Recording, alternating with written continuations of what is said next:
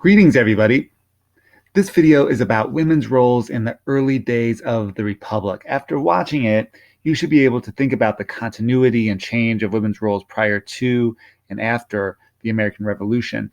You should also be able to discuss Republican motherhood, which is a crucial part in the above objective.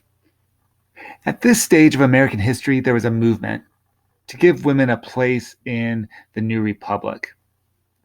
However, in this country that is based on liberty and equality, well over half of the population was denied basic legal protection. It certainly can be argued that this new place that was being carved out for women in the Republic seems intended to perpetuate the patriarchy.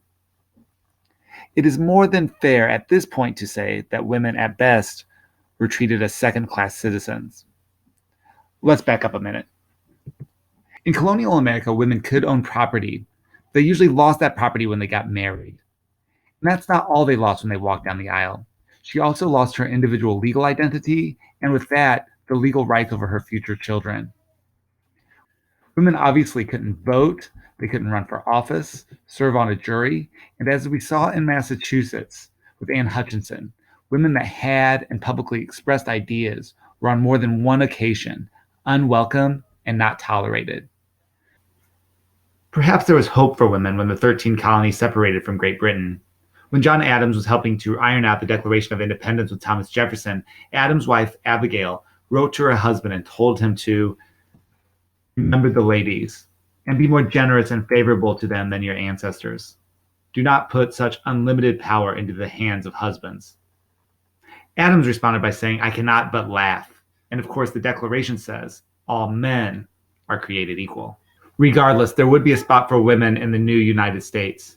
It would be as wives and mothers. Women, while they were told they couldn't vote, were essentially told that they had a better moral compass than men, that it was incumbent on women to only court men with good morals, because it would inspire men to be better citizens. Ultimately, as mothers, women would have the responsibility to educate and raise children to be productive members of the American Republic. This notion, articulated by Benjamin Rush in his essay, Thoughts on Females' Education, said that women should be educated so that they could instruct their sons in the principles of liberty and government. This idea of Republican motherhood that emerged after the Revolution essentially told women that while they couldn't vote and while they were encouraged to stay out of the public sphere, they still had an important role to shape America's moral character.